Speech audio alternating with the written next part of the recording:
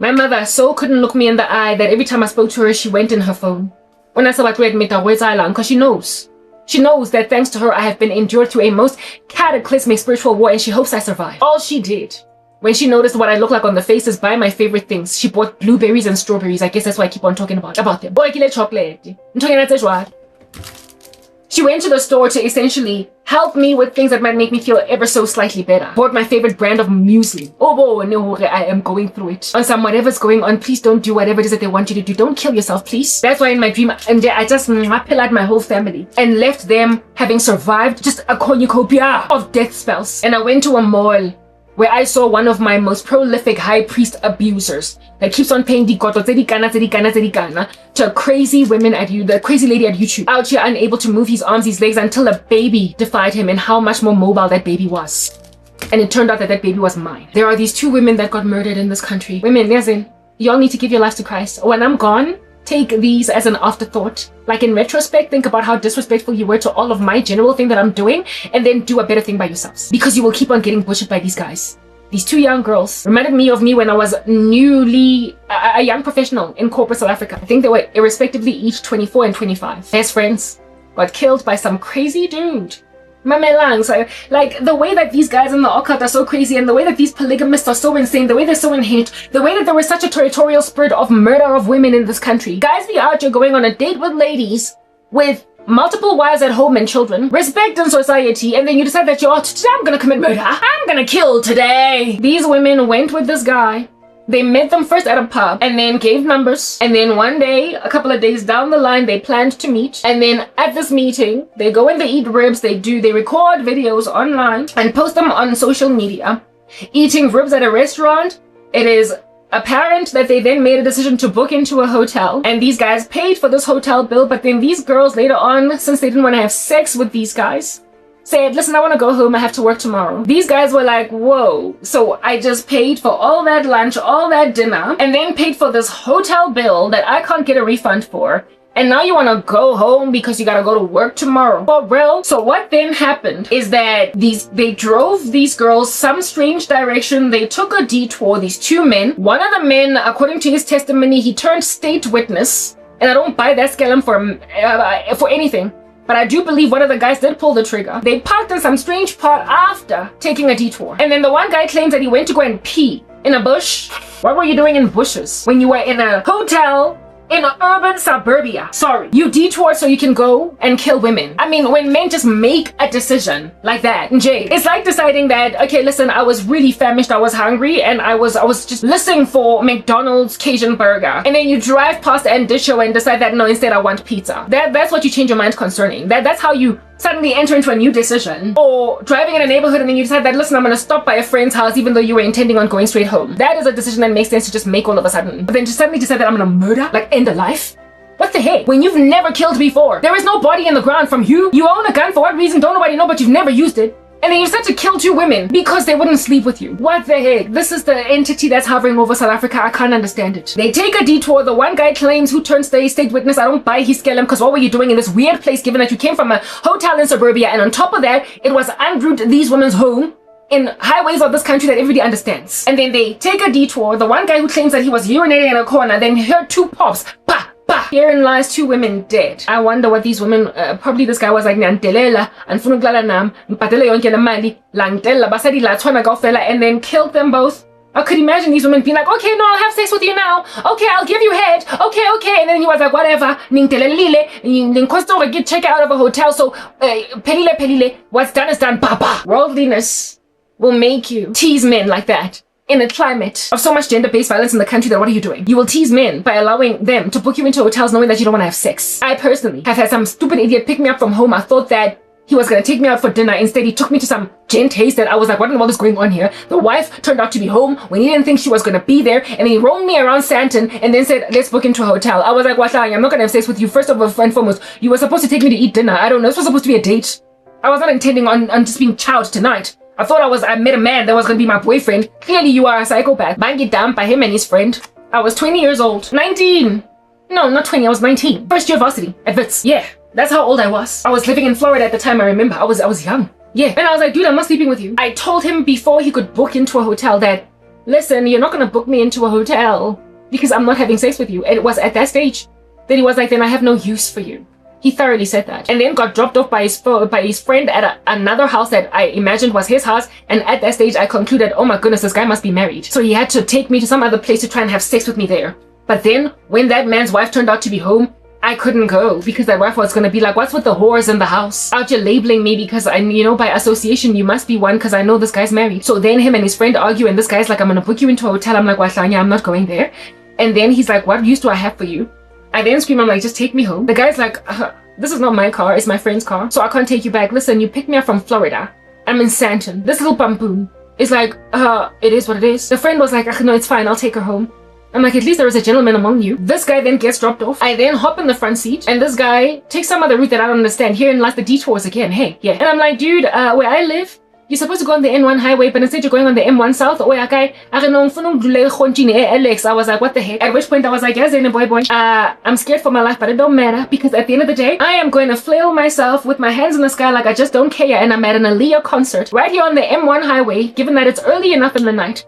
And whatever passerby car is there, I'm going to scream at them saying I'm being kidnapped. And so they're going to follow you, they're going to call the police. So either drop me off at Santon City and I'll figure out how I get home from there, or face the humiliation and embarrassment of a woman on the highway out here actively screaming because a man is kidnapping her. The guy was like, flying, so he said, it's Santon. Refused to drop me off at home, so I was stranded at Santon City. At the time, by the library, go setting a library. At the time, I didn't have airtime, Student at Wits, what do I, like I have nothing. I'm broke, I'm like Whitney Houston, I got nothing! Except like nothing in my phone. But it was during the days of 5 please call me's on Vodacom. So I sent the first please call me to a friend of mine that has a car that lived in that area in Calvin. I know this friend did not respond to me. I was like, this girl, she likes partying, she likes whatnot, she might not get to my please call me until 5 hours. So let me not waste the remaining 4 please call me. So I'll call some other dude that used to holler at me at Rosebank, a young guy, my peer, that used to holler at me. That was a rich kid whose dad was like a prime minister in this country or whatever, a minister of sorts in this country. I called him even though I didn't like him. I was like, dude, yeah, I didn't call him. I sent him the please call, the remaining 4. If anything, on the 3rd one, he called me back. And he was like, hey, Karabo, what's going? What's good? By the time he basically, I got him. By the time he called me back, I cried like a baby. I was like, I've been dumped by these crazy guys. No. Where are you? I'm in Santon. He was a rich kid, even though he didn't have a driver's license, neither drive. He had a driver because he was a rich kid. So he picked me up and dropped me off at home, and I was comforted. So thank God there were still some chivalrous people back then. That was like 2003. In 2025, there isn't even that friend of mine. That picked me up. I was comforted by that guy, and because of how grateful, what gratitude I felt, I gave him a chance. I dated him ever so briefly. His chivalry paid off, it turns out. But that experience, when I heard of the murder of these 2 women, I was like, it's just like my experience in 2003 with those other dastardly, crazy older guys. I didn't even know they were older. The one guy looked so young that I could date him. It only became clear to me that he was married when he went to his house after I said I won't sleep with him.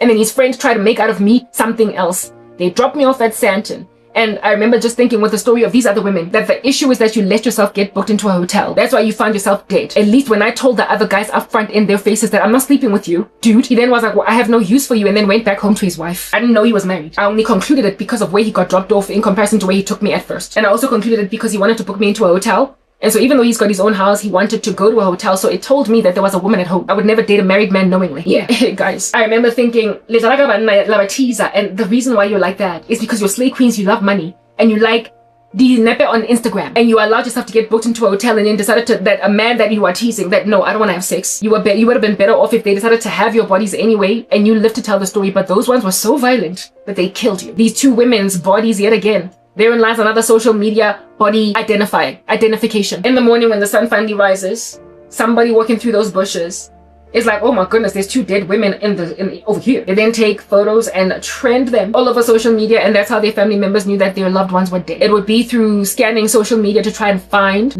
essentially to trace their steps, that they saw that they were hanging out with these particular guys, and that's how these guys got arrested. And then the one turned state witness. Understand, one of the guys was a polygamist with 3 wives and 6 children. This is South Africa. I am being dealt a bad blow by men who have got multiple wives with multiple children. One of them has got, listen to this, I am not lying.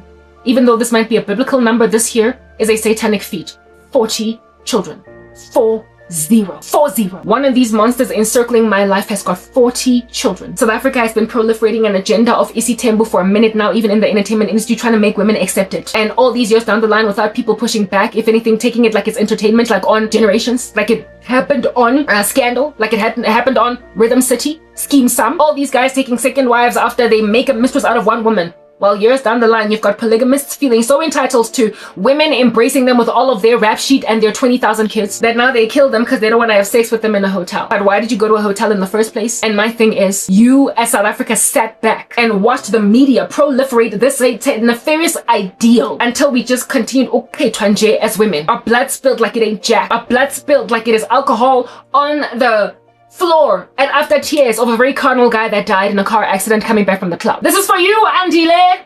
This is for you, Piwe. You know how they be spilling alcohol like that? That's how women's blood be getting spilled. This is for you, misogynistic culture. Kill women if they don't want to sleep with you, especially considering we get to take 10 of them as wives. And even though we've got 10 of them as wives, we still insist on concubines. Yeah, I had to rhyme. That is South Africa. Entitled men. And nobody pushing back. No culture. No war on culture. No Christian standing in the gap. No recognition of the strategy embarked upon. I've been speaking these things for a minute. Listen, underground, buried, beleaguered, unable to do anything with my life. I've been speaking these things banned for years. So it's not like God did not send you warners and watchmen. It's not like God didn't send you prophets. It's not like God didn't send you evangelists. It's that once they reared what you call their ugly heads, you banned them. These topics are not the first time leaving my lips. Like a car off the showroom floor. I kid you not, it's not the first time. But the whole entire time I've been speaking about this, the South African deep state, if you will, has seen it fit to bury me and make sure I can't speak. And now it appears it's global because I got people like Candace Owens looking at me. Very well. Well, after you make enough men little devils and you lodge a hard knock, intense principality over the country that is killing women unless they abide by a very misogynistic and very tyrannical patriarchal power that is diabolical and not of God. Now women are getting killed for realizing, I don't want to have sex today, I'm feeling kind of low. You know how women are to deny men sex and then they say that I've got a headache? Yeah, when a woman says she's got a headache now, it looks like this headache is a migraine because listen, there's like a whole titanium round in your skull. Because how dare you have a headache when I am so sexually aroused? Well, the guy who turned state witness, I don't buy the scellum. I think they schemed on it. Together, but he's not the one that pulled the trigger. He's not the one that killed the two women. And so he turned state witness. They were willing to give him that plea because nobody was trying to come out with a nitty. They wanted a guilty verdict, and that's how this went out. That's one of the murders in the country. So, I mean, properly, when I say avoidance is key, don't even meet them. Don't accommodate them. Don't talk to them. I mean, avoidance is key. So it literally matters where you go, where you find yourself. It matters who you agree to meet after meeting them online. It matters how ensconced and incubated behind four walls you are. And these men, I've had a dream where I was left behind after the rapture. And I was encircled by a whole bunch of people against whom I was preaching because they were so incredibly evil. But I was left behind with them. And in my dream, I was so sad because look, I've been left behind. And guess what they all said to me in the dream? You were left behind, Karabo, because even though you were a Christian, you didn't go to church. Even though you were a Christian, you didn't go to church. Even though I've given you an account for why I'm not church. And I've made it clear that I want to be restored to church. But I can't find no church in this crazy country. That makes no sense. So what's the point of sitting under shepherds that don't make any sense? Look at how Rema is working with the South African government to put a gag order on Christianity in this country. Those are our churches. I don't have resources to travel up and down to try and find a Bible-believing church. And so I was waiting to make money to get a job so I can find another church home. And it's been 11 years ever since. That's why I don't have a church. And in this dream, I was left behind because I don't have a church. Why? Why would there be an insistence on putting that idea in my mind that I need to go to church? Because these men are running out of ideas. They know that I would never agree to meet them. They know that they can't just slide into my DMs. I won't respond. They know. So now they want to get me to go anywhere outside of Jakarta Mewaka so they can meet me in private out there. Not private, but in person, having basically attended the church where I go to, so they can slide into my life, perniciously worm their way into my space, from a space where they're gonna play dead, gaslight the living daylights out of me, and pretend that they met me at church, when they would have known of my case, known about me, seen me on social media, and then determined to get me by any means necessary. That level of determination for a woman that don't make no sense for you, and that you don't make no sense for. What the heck? Who's gonna protect you from that? Only Jesus. Only Jesus. Worst country to live in as women. That is what is going on in South Africa. But you did not want your men and your women that are in God. You did not want your prophets, your evangelists, the real deal. You did not want your gospel servants. You did not want your whatever. Those who can do a thing for Jesus, the real deal. You have impoverished us and made out of us like teenage people. So unless you make a decision to be found in environments that make all sense for a woman that is dignified to be found in, you will just keep on getting slaughtered But like I said, nobody even wants to listen to me. So really and truly, listen, I thoroughly understand why it is that these guys feel entitled. Because just like the Nigerian guy in the kitchen with Cosmo City, out here telling me tall stories about how, or maybe they were short, about how it is that his girlfriend scooped him with a spoon like he was some ice cream, and then justifying why he slapped her. And then when the sister hung on him like an orangutan, he then like shook both of them off until they fell on the floor and then went to go and live with his friend. How a man can pride himself in telling me stories about beating another woman up and imagine that I will be compassionate on him or take his side, that I will see why he had to do that I will look at why it is that a woman was just out of line. But you see, that belief that women will see that other women instead of the guys are out of line is literally premised, not even premised, but it is the whole premise is infuriated, made mad by the reality of the fact that they have experienced this before from other women. A bizarre phenomenon where women will agree that other certain kinds of women in certain kinds of circumstances had a slap coming. I've had numerous dreams where it is that I've seen some little animal sitting in a couch. It looks as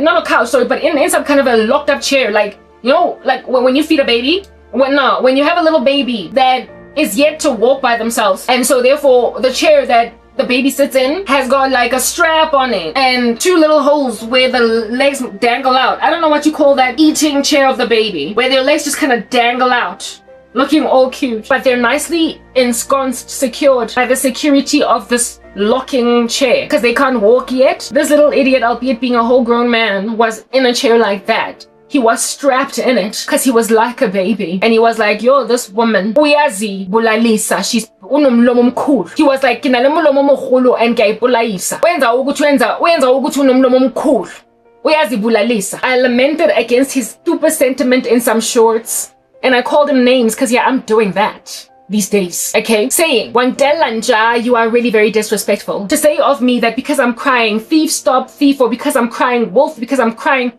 rape, that I've got a big mouth and that's why the rapist finishes what he started. In my shorts, I use an analogy of 3 girls being raped by their dad. And they are raped by their dad for like 4 years. And then one of them gets sick and tired and says, I'm gonna tell the authorities. And while she is plotting and scheming to tell the authorities, the other 2 are like, listen, shut up, otherwise he won't just rape us, this time he will also beat us up.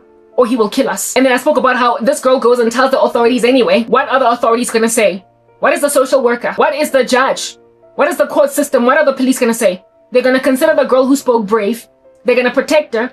And because of her, the other girls that could not speak that well with a gag order in their mouths are also going to buy collateral benefit, essentially inherit rescue. So frankly, this girl does the right thing to cry on a rooftop and sing like a canary. But the person who sings like a canary is not appreciated until the rescue comes to everybody. Victims of violence barely run. They're caged animals that even when you unlock the cage, they don't want to fly until one brave one flies, and then there is like a whole police raid on the brothel, on the human trafficking ring. All it takes is one brave victim for everyone else to come free. So yeah, you're welcome, okay? You're welcome. And as for that bamboon that is being tied in a baby crawling chair, of course you're like a baby. In the other dream where the 2 teenage girls, one was dead and they turned out to be my daughters. Everybody there was like a boy. Everybody there was like a girl. Nobody there was either a man nor a woman. Everybody was just so young.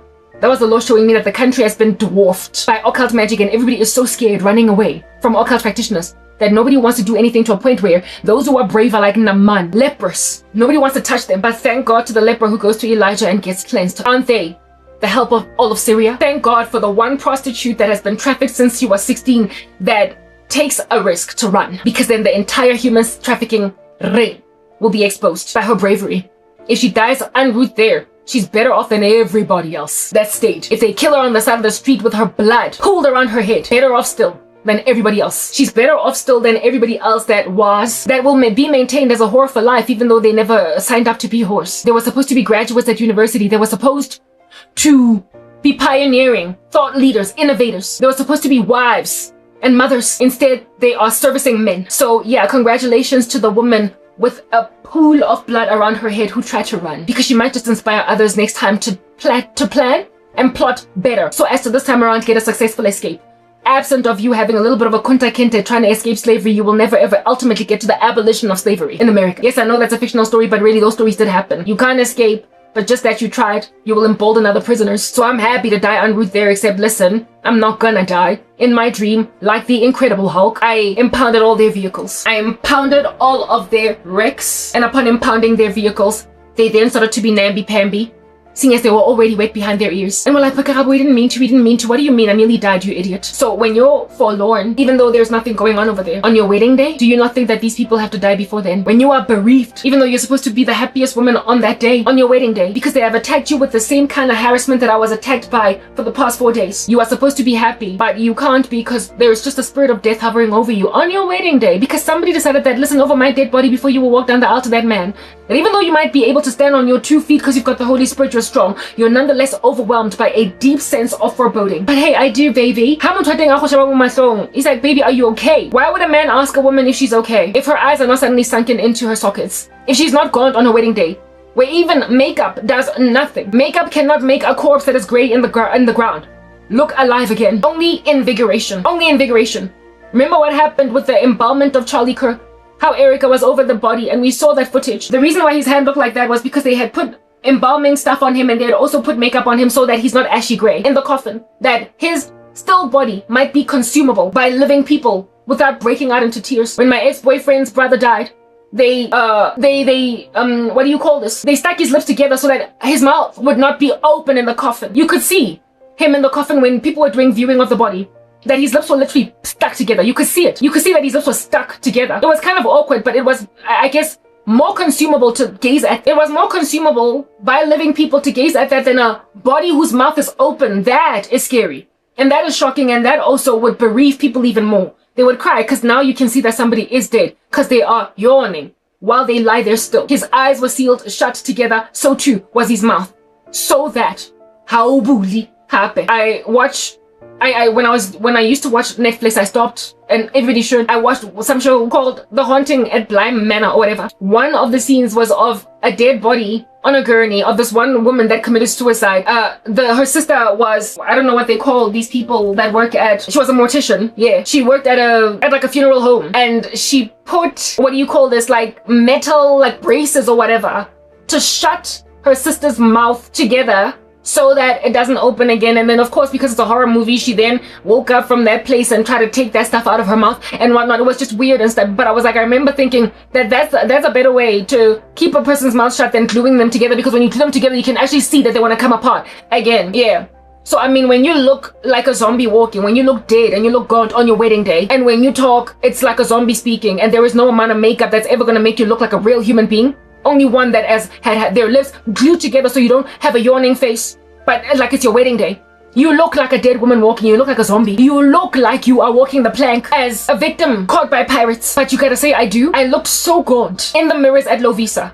And also in the mirrors at home, that listen, my mother could not even look me in the face. Every time I was talking to her, she got on the phone. One time I was walking up and down in her bedroom, and when I'm busy up and down her bedroom, she's like, "Oh, what do you want? What can you get?" She stayed on her phone without even looking up at me. She could not look at how much I was being decimated by spirits. Because she's responsible for all the suffering. In just 24 hours, I recovered. But who in the world wants to look like that on their wedding day? These idiots would follow me all the way up until my wedding day. Now, I told you the story about the 2 dead girls because the guy that I saw in my dream who had tried to steal my son, yeah, he's got a mindset that I've paid so much money so far on witchcraft on this woman. I've spent everything that I can on her. I called dibs. We said we had a bet. I won it and I paid. I also took out a whole bunch of money and I paid it to that harlot at YouTube to make sure that she goes nowhere. I said by any means necessary. I have parted ways with actual real hard cash. So no, Karabo, you don't get to leave the hotel after I have spent on you ribs at a restaurant and bought you chips and bought you milkshake and bought you Savannah, and then move over to a hotel and out here run up the bill at the hotel and you not to have sex with me. Except listen, you dastardly beast. I never, just like already as a 19-year-old, I never would have. I never agreed to meet you. I never agreed to sleep with you.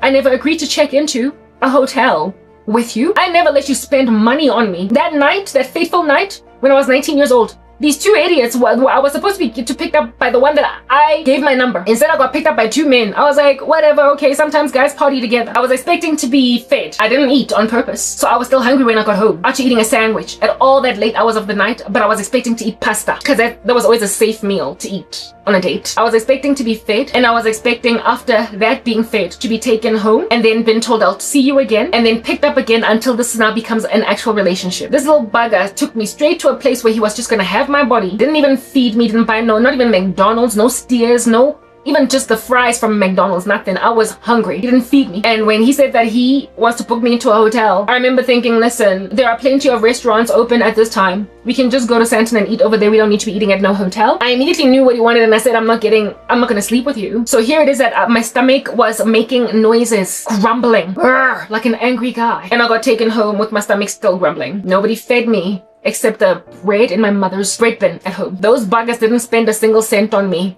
except maybe petrol to travel to Florida from Santon. And so they felt like they missed nothing. That's why they went and they grabbed somebody's 19-year-old beautiful daughter and just dumped her in the middle of a mall at night by the library with nobody there to pick her up because you don't care for her. Those are your men. That was already the case in 2003. How much worse is it now in 2025? They didn't spend money on me. They were always intending on sleeping with me. And when it became clear that they can't do that, when it became clear that he can't do that, his friend tried. And when it failed, given that they spent no money, I didn't get hit. I didn't get killed, only dumped at a mall to try and figure my way out as to how I'm gonna get home from here. Precisely because they didn't spend money on me. So imagine if this bugger had stopped at McDonald's. Papa, they will kill you for a Cajun meal that costs under 40 bucks, because that's how cheap these meals were back then. A Cajun meal that is no more than 40 rands. You would have been murdered for it, because how dare you make me spend on you money for a McDonald's meal with an Oreo McFlurry and then not sleep with me. They were already starting to get entitled, but back then I guess women still kind of made in some kind of sense. Women still thought for themselves. Young women still were able to make smart decisions in advance. Young women were at that stage able to realize, see this before what it is, and so quickly just kind of get out, right? Quickly like utrobe, like a lizard in the sliver of a wall. Just a crack and just like chubby, even though you're busy trying to wham at it with a sandal. I guess young women back then were happy to essentially get out before it got too dire, right? Before it got too intense and too deep. Now, however, in 2025, there appears to be limited wisdom. I don't know what's going on. I once listened to, thank God, though she is alive. But all these GBV stories back when I was on TikTok, I'm not there anymore because it's like a haunted mansion. We don't go inside eerie houses. But when I was busy watching stuff on TikTok, there was one girl that I just said that she met a guy that came from America. Like I said, these people, it don't matter. If you're from the US, from Colombia, if you're black, you got this issue. This man from the US thoroughly meets a South African woman, comes to the country, and in particular Cape Town, after having chatted for a very long amount of time with this woman from Johannesburg. He then says, I'm coming to South Africa. And then makes this woman pay for her own arrangements and everything to get to Cape Town. And then once she's in Cape Town, he ghosts her. He goes literally like EMP on the lady. Nowhere to be found. She's in Cape Town, having done a one-way trip, doesn't have money, nothing. Scared to tell her mother, and so she finally got her friends out here collecting the 2 randa, the 20 randa to get her a bus ticket. No, not her friends. Listen, good Samaritan. It wasn't her friend, it was a woman in Cape Town. That's why I get it, women. The reason why women die is because you're irresponsible with them. Because at this particular juncture, there's enough of us to protect each other, but now I'm dying because women won't do better by me. I've been crying and crying. Not only will women not do better by me, but men feel entitled, and there's also a jealous energy, and men are not chivalrous enough. So now a woman gotta die. I guess that's why I became Incredible Hulk. Now I'm growing muscles that belong on men. Because really, if I don't grow them, it appears I'm gonna die. This guy goes to this lady in Cape Town, and then she's all panicked and asks help from a lady that was there, like a woman that was just around at, I think it was a bus station. And this lady gave her everything she needed. She gave her all the money she needed to get back to Joburg because she believed her. Why? Because she was a beautiful young black woman that, why would she lie? And even if she's lying to me, trying to scam me, I'm not going to take the risk of letting that chick was like 2021. I'm not gonna let a 21-year-old woman essentially become like a hobo in Cape Town. She wouldn't have become a hobo. This chick got help from this lady because she wouldn't call her mom, because she was doing naughty things. She wouldn't call anybody. She would have ultimately, if she sat around at that bus station, gotten help from either her family or her friends, would have put together 200 rand or whatever, or 500 or 1,000 to get her back to Joburg, but then they were gonna laugh at her. She did this in secret. She hid this information from Abangani and her parents, and so she asked help from a stranger that eventually helped her, and then she gave this stranger a refund. But women in 2025 out here be meeting with people that come from the United States of America in a different province altogether, Here is this woman in the Western Cape just hanging like a homie, living in Gauteng, having taken a one-way trip with only that one-way trip's worth of money, not telling mom, not telling dad, not telling friends, telling herself that she's found love because a man from America traveled all the way across the oceans for me. He's gonna give me the moon. That's like a woman's desire will now be for her husband. And in order to find this like passport guy romance, she doesn't tell anybody and goes to Cape Town and gets helped by a woman in Cape Town and then comes back home. And only then comes and tells us this ghost story on TikTok. That's just the folly of 2025 in these Gen Zs. I don't know what's going on. It's a spiritual issue. It's an entity. It's just hovering over the country to a point where a bright-eyed, bushy-tailed, beautiful young black girl is going to meet with a foreigner from another country with a one-way ticket to that country, not country, to another province. When this chick was blessed because she did not agree to get on an aeroplane to go to the US. Because then, on that day, who's gonna pay for a flight to return to South Africa? Who? You will end up a hobo, you will end up a prostitute in the streets of America. It's a good thing it was just around these streets. She might have even walked if she was feeling, been like a comrades marathoner. She could have been safe. She was safe because she was in South Africa, but when you be dealing with crazy guys love isolation, they love it when don't nobody know. Not guys, but these crazy guys, they love it when don't nobody know where you're at, and don't nobody know who you're dating and who he is, who his mama is, what his underwear size is. They essentially thrive on secrecy and they thrive on the solitude of a woman or the isolation. Solitude is a beautiful word. Solitude is a beautiful word. It's got solemnity. It speaks about consecration with God in solitude. They speak about isolation. They love it when women are in isolation. So they will actually speak stuff to you and tell you don't tell anybody. They will cuddle you and cuddle you because from now on your desire will be for your husband. Just like with my ex-boyfriend. Player for days after telling me one day we're gonna have a baby and then live in our own apartment. Nothing about marrying me. Insofar as you can tell me what I want to hear with my crazy itching ears, I'm gonna run with it. So here's a man telling a woman from the a man from the US telling a South African girl, sweet nothings. And she pays with her own 250 that she made from her casual job working at Guess and Santon. She then goes and pays for a bus fare. Like this chick did not even take a flight the way that she was just so broke like a leg. She took a bus. I mean, y'all know how long it takes to be out on a Greyhound for like ever in a day. Like 16 hours, something ridiculous of that nature. To go to Cape Town, it's crazy. It's 8 hours or 5 to go to Durban. So if you're going to Cape Town, you're there for almost an entire 24-hour cycle. But bus drivers are to be changing. The bus driver you left Joburg with is not the same one that you're going to arrive in Cape Town with because somebody got to sleep. Otherwise, you're going to get in a horrible accident because he's going to be out here rolling your vehicle off the road. The vehicle off the road. 16 hours. This chick out here rode out 16 hours in a Greyhound and the dude went ghost on her. When she got back home, he called her again and like cussed her out. Told her way to get off because she got mad. My question. Why did you allow yourself to pay with your money that you made from your job at McDonald's? Why did you allow yourself to pay for a Greyhound trip to Cape Town to meet a guy from the US? There is something weird about the reasoning of women in 2025, be they Gen Zs or even millennials. Even, like, listen, just women at all. You couldn't be like a baby boomer, but if you're in South Africa, you're under an entity that is making you put yourself in the harm's way of men. And so now they're just putting Selepe on your neck. When I refuse to allow myself to then be taken by these Sharkies and George because they're wildlife, women then put me in a position to suffocate further because at some point you're gonna take the trash that we took. Women, you try to kill me by omission. Some crazy little harlot at YouTube try to kill me by actual commission. Men try to kill me by actual commission.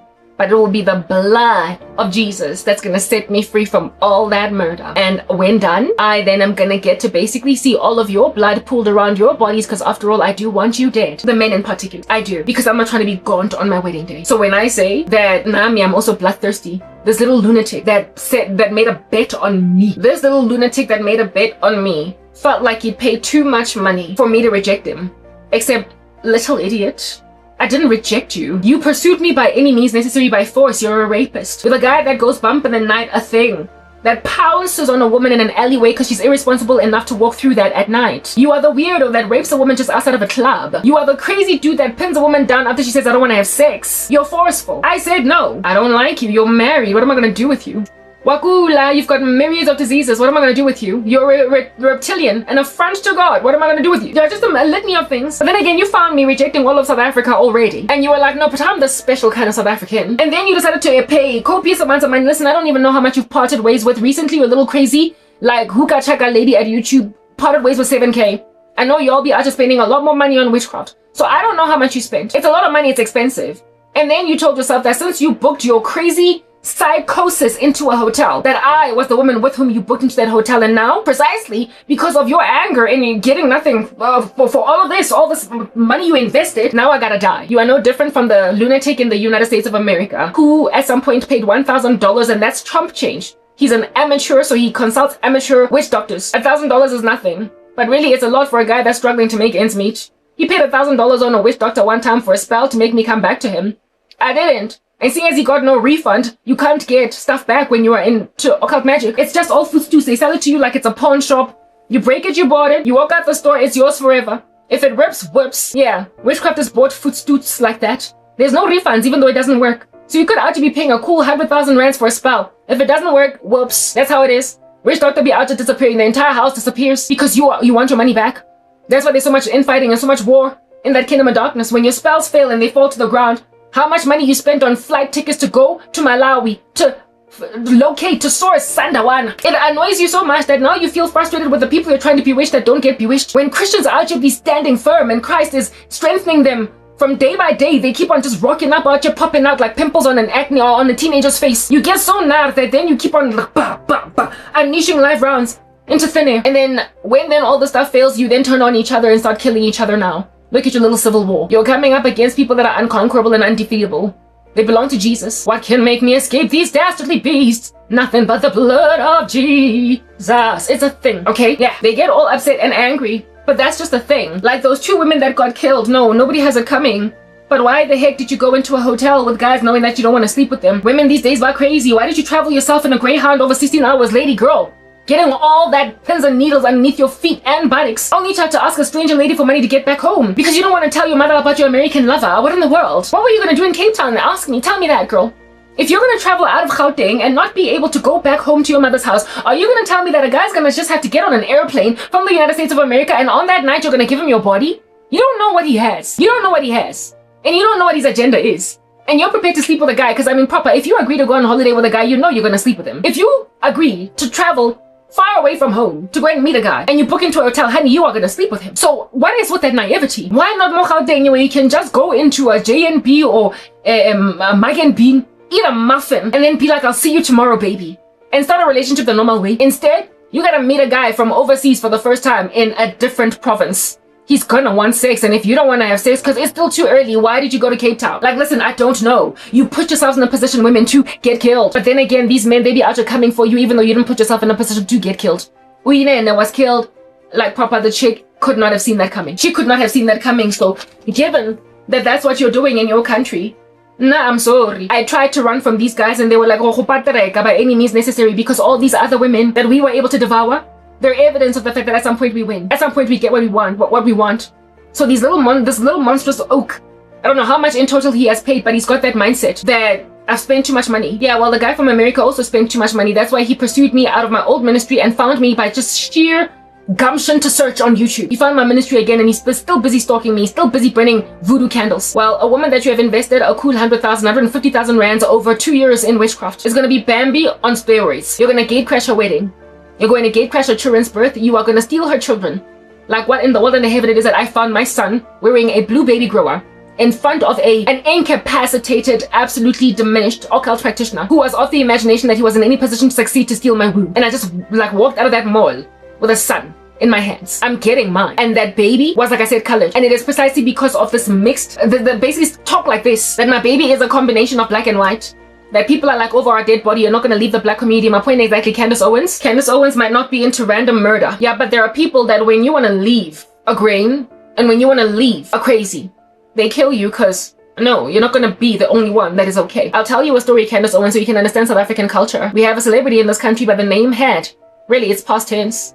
We had a celebrity in this nation by the name of Zahara. Talented, well-spoken, could play the guitar.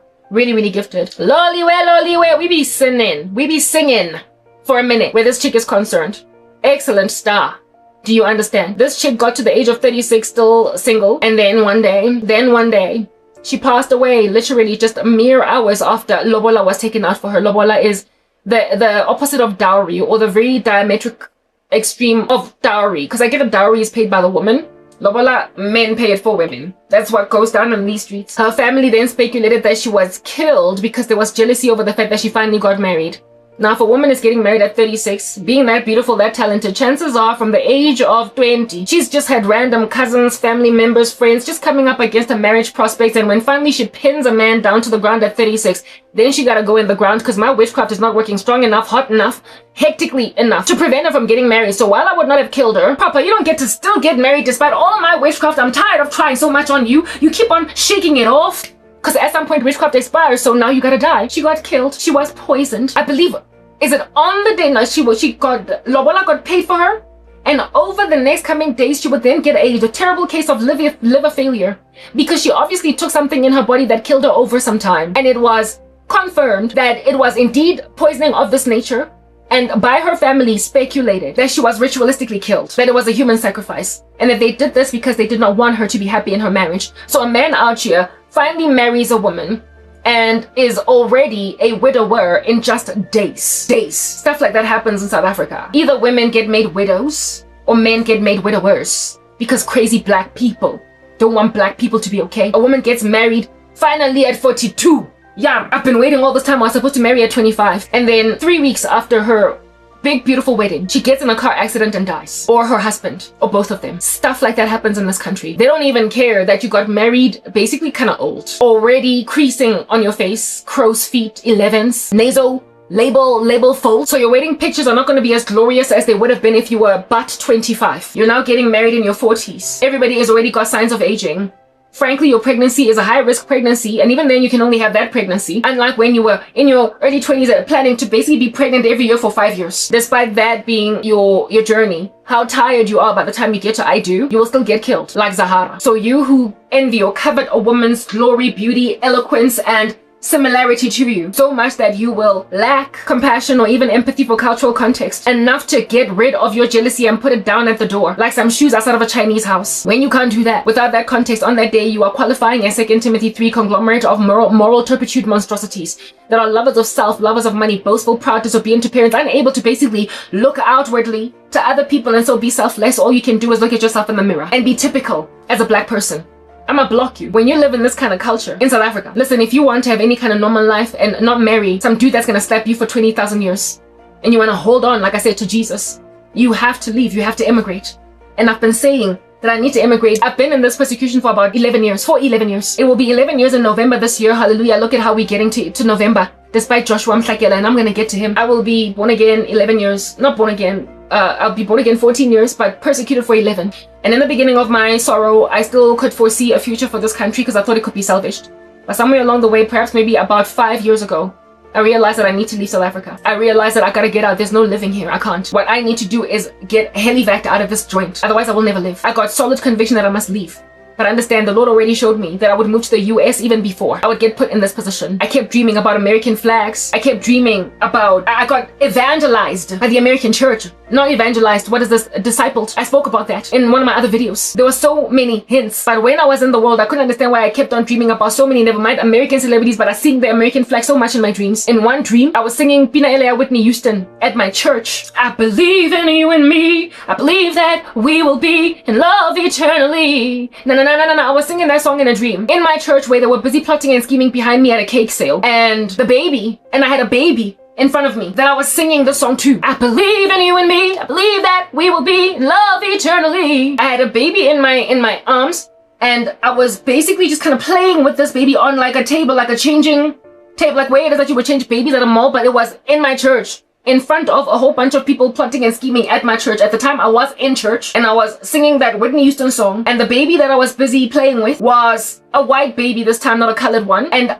it was wrapped in swaddling cloths that had American flag print on them. And even though I was being plotted and schemed against in my church by my female fellow church mates, if you will, I was busy singing, I believe in you and me, like as a lullaby to a baby, as I'm wrapping it in these swaddling cloths that are the print of the American flag. I believe that we will be in love eternally. You will always be the one for me. I will never leave your side. I was singing that song to this baby. In the dream when I woke up, I was like, what in the world does that dream mean? And who was that baby? Because I could not fathom that it would ever be my baby. I'm a black woman. Whose baby was it? Was I babysitting? And at that stage, not in my mind ever, I was so patriotic for this country that I ever fathomed that I would ever leave South Africa. God was showing me that the body of Christ, the church in this country will persecute you into obscurity. You will have nowhere to turn. And where it is that you're finally going to give birth to your firstborn child or children. In that dream, it was a baby boy in those American clothes, in that American outfit, that American thingy, the swaddling cloth. Yeah, the Lord was showing me that that's where you are going to be. Essentially, in love eternally, you will always be the one for me. So that baby could have either represented my son or my husband. And at that stage, it was just a baby. Yeah, I was out here taking care of an American baby. No, not American. Well, it was a white baby in American swaddling cloths. So it implied an American baby in a South African church where I was already being persecuted. And God was hinting to me that that's where you're going. I've seen it so many times in my dreams, but it would only 4 or 5 years ago get to a point where I got convicted that I need to leave South Africa. And initially, I was like, I don't know, I don't care where, but God, please move me out of South Africa. And I initially wanted to move to the UK, but then the Lord kept on hammering down my throat that it's the US, not the UK. So I don't know how I'm going there, but I'm going. And I now see why. And I also see why it is that I was discipled by the American church. I was raised up in godliness through them online. And why it is that now today I've been so Americanized in terms of their politics. I was basically taught American culture before I could even move there. Right now, even as I'm speaking to you guys, the Lord showed me a vision of this one South Korean woman, a North Korean defector lady that stays in the US, that was subjugated to the tyranny of Kim Jong-un as a young girl, a teenager, and now she's staying in the US. But before she moved to the US, she was rescued into South Korea. Because you know how in South Korea they retrain North Korean defectors, because in North Korea there's literally no electricity, no cars, no bustling society, no modern technology. It's so weird there that people have to be acclimated to a bustling town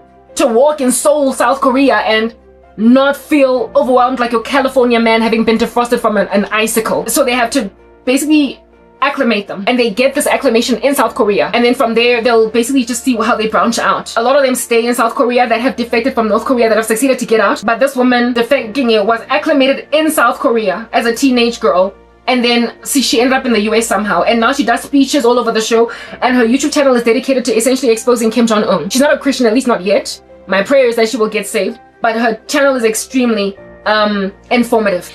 I now, as I'm speaking to you guys, the Lord used that woman. He gave me a flash vision of her, showing me that I'm going to defect from what would be the tantamount of a tyrannical type North Korea establishment, but I am going to be acclimated to the culture of a bustling normal life by another country, only to move elsewhere. Well, I'm still in South Africa, but I'm being acclimated. My South Korea is pretty much the internet. They buried me in a hole, left me in a ditch, ascertained that I stay in it, listen, for the rest of my days or else or die. I'm gonna get fished out of this, and I don't even know how. But one thing I'm certain of is that the country that God chose for me is the US. I am certain of it in the worst way.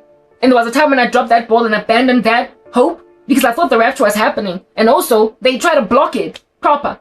I've been getting dreams of people out just shooting a white man, even though I'm yet to even meet this husband guy. So I gave up and I thought the rapture was happening, but then the Lord brought it back thanks to the martyrdom of Charlie Kirk. So when I'm being resisted like this, mine is to just stay strong and hold fast, but also rebuke any American or Americans or even people like Candace Owens. On some, listen, I don't know. No, not I don't know. I'm pretty certain. Bapisi, Kanna. Why would I dream about her so much? Unalemona, you like me, but you don't. You've got a bittersweet relationship with me, just like the way that South African women have a bittersweet relationship with me. But no, not because of me trying to enter into your country as an illegal immigrant or whatever, but because I have literally got the exact same socio-economic and socio-political issues as you being black.